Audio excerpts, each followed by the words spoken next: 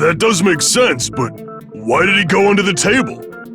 Obviously, he was hiding so he could surprise us. That dude was always a big jokester. The hell he was? You seriously couldn't tell what kind of person he was? Maybe he panicked during the blackout and dove under the table. It's a blackout, not an earthquake. Just because the power went out doesn't mean he'd dive under the table. The reason why is probably connected to what Byakuya was doing during the party, don't you think?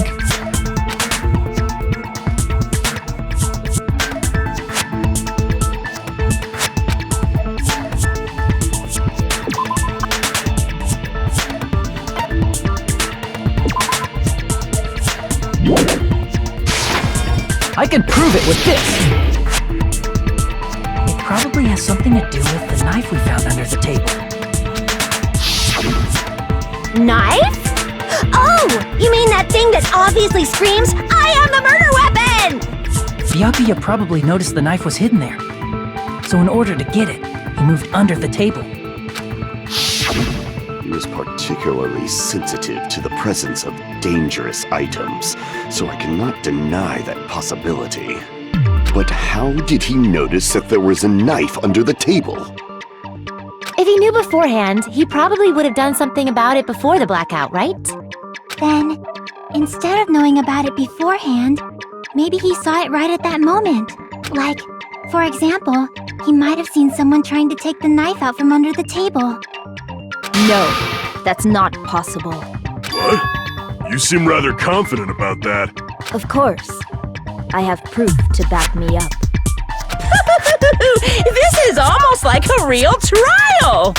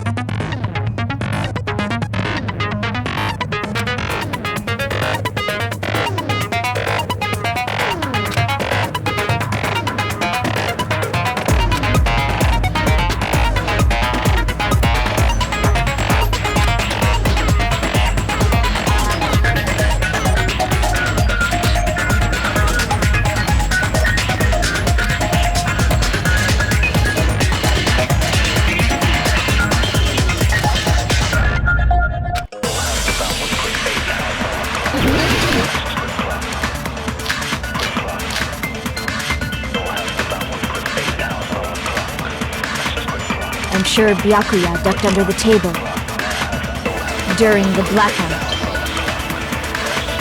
That sounds correct. If that's the case, during the blackout, Mr. Hamhands must have seen the killer take the knife. But it was super pitch black!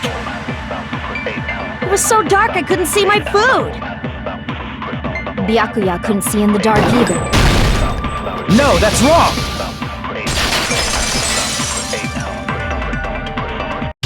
No, Byakuya was probably the only one who was able to see in the dark. Why do you say that? He was using those night vision goggles we found under the table. He could have seen what was happening. So, are you saying Byakuya was the one who used those night vision goggles? Yeah, that seems to be the case. Your reasoning is out of focus.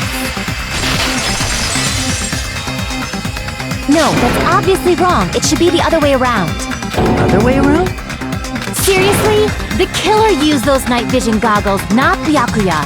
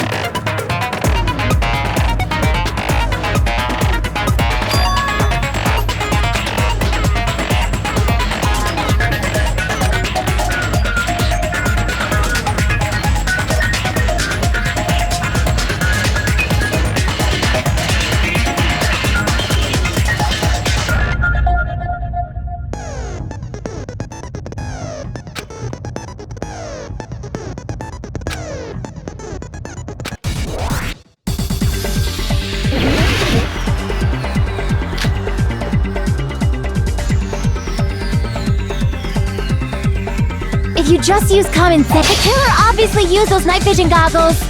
That's gotta be it.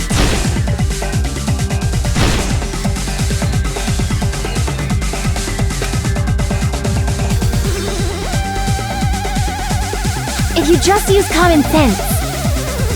The killer obviously used those night vision goggles. That's gotta be it. Damn it! If you just use common, the killer obviously used those night vision goggles. That's gotta be it. Where's your proof that the killer used them? Because if they used night vision goggles, then they could have killed Byakuya even in the dark. In reality, that's what happened. So those goggles were planned in advance. The killer brought them to the crime scene.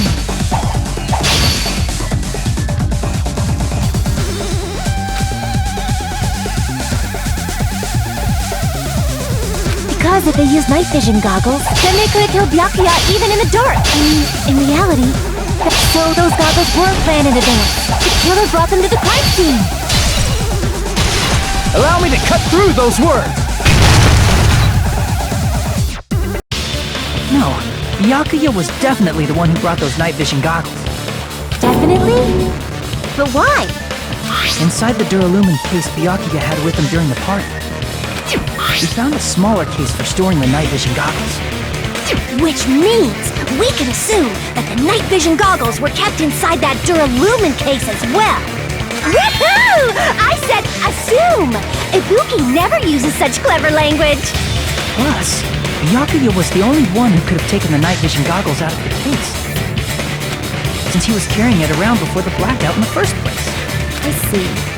When you put it like that, it makes sense. Then, was that knife inside the case too? If there were night vision goggles inside, it wouldn't be weird for a knife to be in there too. It would be weird. I am weird, aren't I? At times like this, I'd rather be fantasizing about tonight's main dish. Ooh! You totally mean that in a perverted way.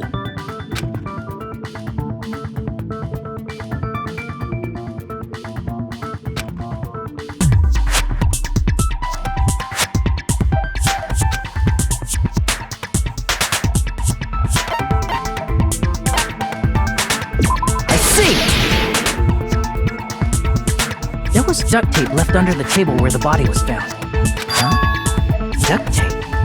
They probably hid the knife by duct taping it to the underside of the table. Oh, so that's why we found duct tape there.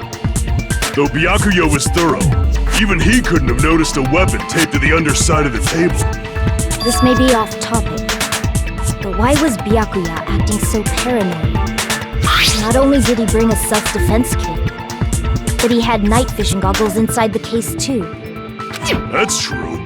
He went above and beyond, being a little cautious. Now that you mention it, that applies to the dangerous items he confiscated as well. It's one thing to be a little cautious, but performing a body check is a bit much. He probably knew. Someone was planning to commit a murder. Are you saying he predicted the murder? Could it be? Was he also in possession of the all-seeing eye? You think so too, right, Hajime?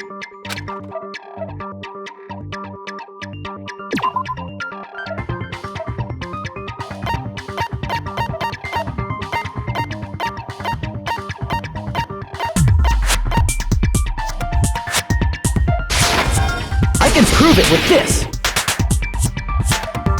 Everyone, can you please take a look at this?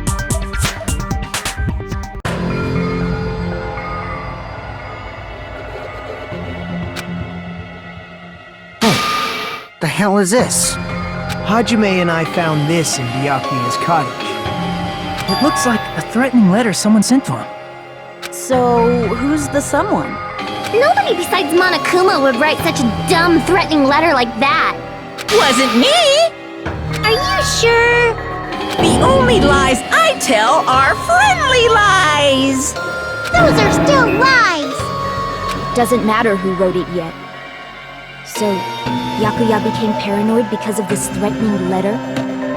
He probably decided to throw a party because of the letter. What do you mean? I By gathering everyone in one place, he tried to create a situation where everyone could keep tabs on each other. In doing so, he tried to put the writer of the letter in a situation where they couldn't act. But the letter might have been just a little prank. As long as he was determined not to let any of us die, he couldn't take that risk. His strong sense of responsibility made him believe the letter was legitimate. He should have told us he received a threatening letter. If he had, we would have panicked. Byakuya probably knew that too. So, he tried to do something about it without telling anyone? See, strong sense of responsibility as our leader is his undoing. Screw that noise! Who the hell wrote that letter? Well, obviously, the killer.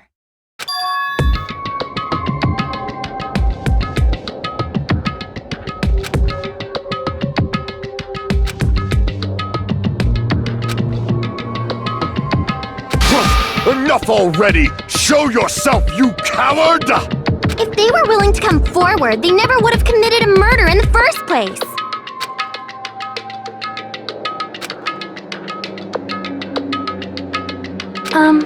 Pardon me. Can I say something, please? What is it, Miss Sonia? I regret that I must return to this topic, but I just realized something concerning the night vision goggles. If Byakuya was indeed wearing those goggles, how did the killer manage to navigate in the dark? You're right. They wouldn't have been able to see anything without the night vision goggles. But if the murderer had the goggles when they took the knife, then how did Byakuya see them? Even if the knife bore some sort of mark, it would have been difficult to see it in that darkness.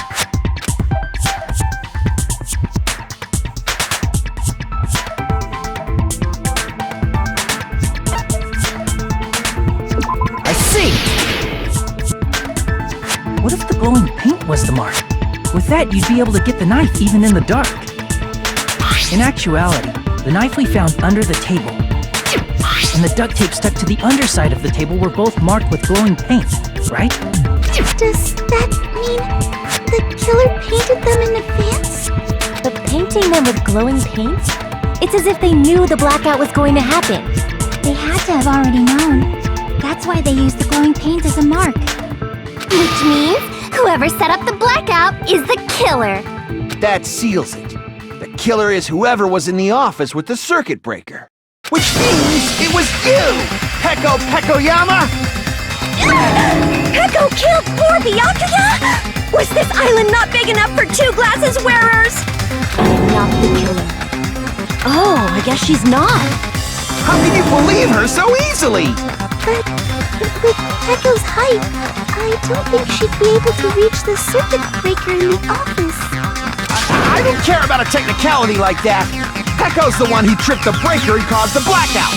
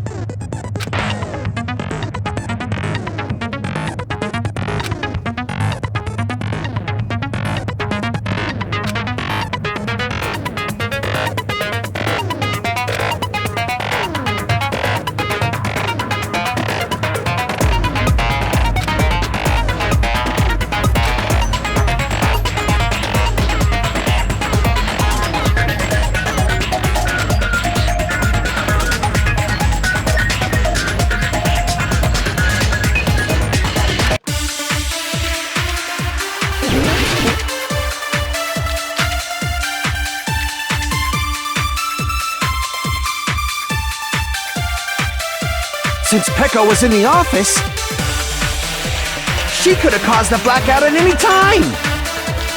That's impossible. Huh? Why is it impossible? Because I was not in the office. Not even before the blackout. I agree with that!